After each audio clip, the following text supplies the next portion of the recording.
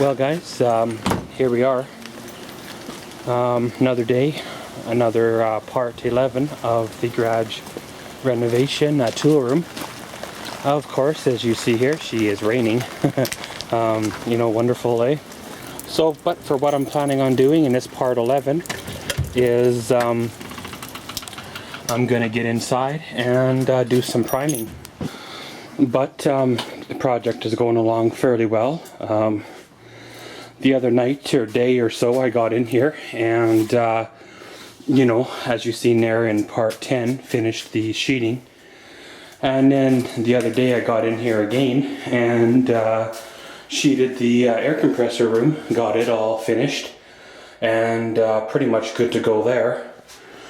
And of course, being had a couple of days off there, I got in here, put a few more screws in the OSB, fixed my little mistake that I made on the cut in the attic there where I made the hole slightly too big, and pretty much just tidied up a few other things. Well, the other day I went down to the hardware store, picked me up some primer. You're asking why am I going to use primer and paint. You're asking why am I going to prime it and paint it? Well, of course you're using OSB here, right? This stuff is rough and it's bound to be dry, and she is bound to take several coats of paint. Now of course paint is expensive and primer is almost as expensive, but it's cheaper alternative anyway. So what I'm going to do is I'm going to give her a good old coat of primer, and then if when we go to paint it, it should need far less amount of paint to get sufficient coverage. Of course, I can't find my paint tray from when I did the office renovation, so I picked me up another economy paint tray to pretty much use and toss away. There's no point in washing cheap tray like that. But gonna get at her here, guys, and pretty much get her done. Of course, with priming and painting, it's kind of tedious, kind of time consuming, and yeah, it kind of makes you just want to be able to snap your fingers and have it all change. I've been trying to do it for years with the snow in the winter, but it never seems to work. This time it did. Well guys, there you go. We got the walls all primed. Of course, they're not painted. I am probably not going to paint them, at least not right now anyway. The primer with two good coats covered fairly well. Keep in mind a lot of this is going to be covered with cabinets anyway, and down here is going to be the base cabinet, workbench, toolbox, right? So really you're not really going to see a lot of these walls anyways. This here will have some kind of possibly shelving on it.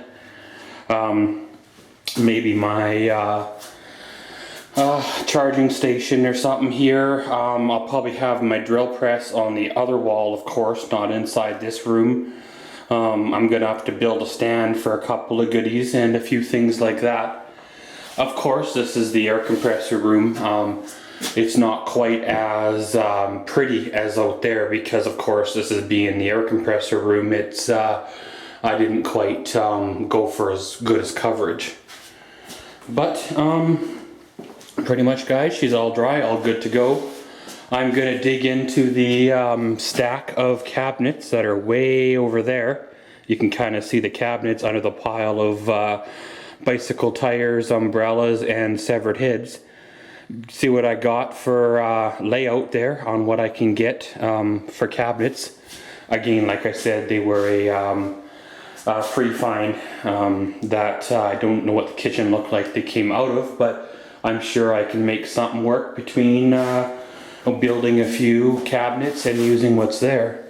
So of course, let's get at her and see how far we get. Well guys, here we are. Got our cabinets laid out. Of course, this is just a rough layout of the cabinets, but I'm pretty sure they're going to end up being close to this configuration. What I'm probably going to do is, of course, these are the uppers that are meant to go on the wall. Of course, they'll be going up there. One of the things I'm running into here, of course, is that little space there. Now, what I'm probably going to do is slide this cupboard tight with that one, which will give me like a, whatever that is, 14-inch space at this end, which I can build a little cabinet in that corner for storage of some kind. And of course, below that, I'm going to build another little box type cabinet, and that'll probably house my, music, radio, or whatever you want to call her here for entertainment. Of course, this corner here will have the corner cabinet on the floor. In both corners, I'm hoping that will leave me a small area for a workbench, probably close to 4 feet or 5 feet, which is tiny, but it's not. This would not be my. This would not be my primary workbench. This would be just a secondary workbench. And given my experience with my old workbench, it was more of a collector over an actual working surface. And of course, the upper cabinets here would butt against the wall with whatever that would be, 4 inches or something of a gap, as you kind of see there. And then what I'll do is I'll strap this wall with, we'll say 2x2s or maybe even 2x4s, and of course bracing it and all that and putting pegboard up in this corner. Of course, that's just a rough idea for now. That might change. And of course, this cabinet here goes up there, and yeah, there is enough room between the switch and the wall there for the cabinet to set. This cabinet here will go, there between the end cabinet and, well, the space in the wall. If I had one more of these cabinets, probably one of these smaller ones, I could put a cabinet right there on that wall. I do have one, but of course it's not the same. It's not the same pattern on the door. But for a garage, I don't think it really matters. And of course, being this one here is a short cabinet, almost half the size of that one, my toolbox will fit right here under it. So as I'm working in the workbench, I have the toolbox here, the workbench here, and various other stuff in these cabinets here. And of course, being those cabinets are up on the wall, I have a whole bottom row here that I could put shelving in to house my other goodies, like the table saw and various other things like that. Over here, I was considering throwing another row of cabinets up, because I do have those mismatch set, right there. There's 3, and then I got the wooden ones here. They were gonna go find their way into the laundry room, but they might end up finding their way here. Now, of course, being this is just OSB, it does have some structural support to it. And of course, if you're not fully confident that you can hit, the stud through the cabinet, through the OSB, what I'm going to do is strap the wall just like I did in the office project. If you want to check that video out, go ahead. But what I'm going to do is cut strips of plywood here to screw onto the wall first into the studs, and then I'll screw the cabinets into the 5/8 plywood, and of course then through the OSB. And if I happen to hit a stud, then great. If I don't, then it's not a really big deal, because the plywood is fastened enough to the wall, and it will give me enough strength for the cabinet to hang off of. I've done this before in other areas and it's worked fine. The office has worked fine. Nothing has fallen off the walls in the last whatever it's been now, 6-8 months since I did that project. Now of course I've got to run these through the table saw, but we've had a few days of rain here which is throwing kind of a curveball into the whole project. Of course, right now it's not raining heavy, but it's just lightly raining. It was raining heavy earlier, and for like the last 3 days it's been really nasty, really heavy rain. So you don't really want to be out here in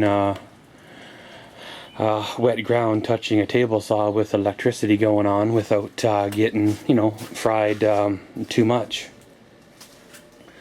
But yeah, these are the corner base cabinets, and of course they have a Lazy Susan in them, which I figure would be great for putting the containers here of, you know, nails and screws on, give you access to them, as well as maybe I might convert this other one here with a Lazy Susan in to house all the chemicals like, you know, WD-40 and spray paints and stuff like that.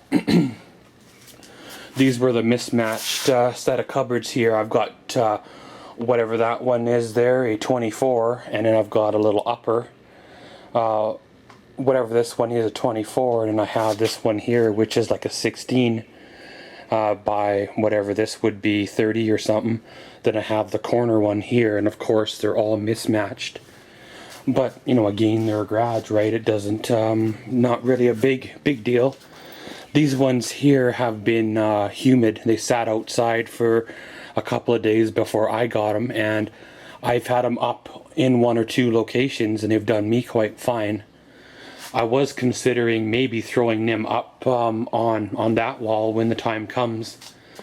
Before, of course, it's going to be a little bit before I get my fancy heater in there, so they will do me a couple of years or a year or so before I get the heater going. I've got enough material here in various locations kind of squirreled away to do my shelving I want and build the stands I want, and kind of, you know, go from there. Of course, guys, there wasn't really a lot of fabricating in this video other than the painting, and the only hands-on stuff was the laying out of the cupboards and sort of like that. Due to the rain, you know, like I said, it kind of threw a curveball into this. It's going to be kind of more of a part 11 is going to be kind of more of an update video over an actual working video per se, because really I can't do much cutting outside at all, and I really can't do much cutting inside at all because I don't have room in the garage here to swing a piece of plywood with the way she's situated right now. But I see here, guys, my camera lens is getting all humidity from the water, so of course I'm going to probably shut her down here and probably see y'all in part 12. So as always, thanks for watching Maxwell's World. Comment, subscribe, and enjoy.